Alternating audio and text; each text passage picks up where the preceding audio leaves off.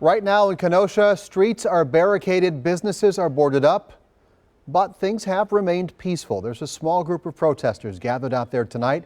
Our crews say they have dispersed.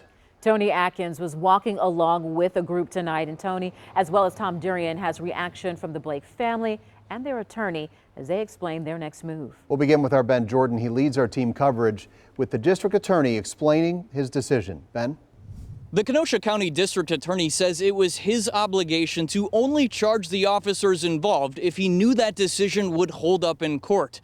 He says the investigation found that the officers reasonably acted in self-defense. 5 months after the police shooting of Jacob Blake that put the nation's eye on Kenosha, District Attorney Michael Gravely announced Tuesday that the officers in question did not break the law. This case has to be laser focused on what a jury trial would look like.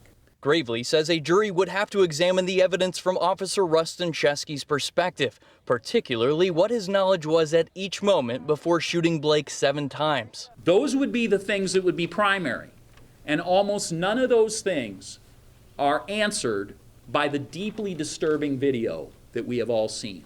Gravely says the first thing he considered in making his decision was whether this was a domestic abuse situation officers were responding to, because that requires a different police response.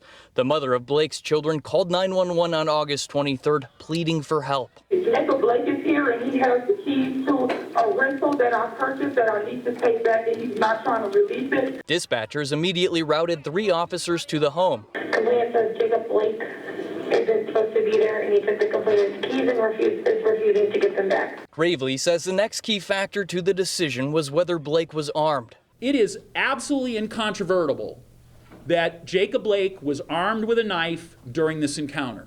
Gravely says that's because Blake admitted to state investigators that he had a knife when he was approached by police and refused to drop it. Gravely says Officer Chesky pulled out his gun when Blake opened the driver's side door and turned toward Chesky with a knife in hand, all while a child was in the back seat. Officer Chesky says, I don't know what he's going to do. Is he going to hurt the child? Is he going to take off in the vehicle? Are we going to be in a vehicle pursuit with a kid in the car? Gravely ultimately found it was reasonable for Chesky to shoot Blake 7 times based on his training to shoot until the threat stops. Gravely says he called Jacob Blake just moments before this news conference to share his decision not to charge the officers.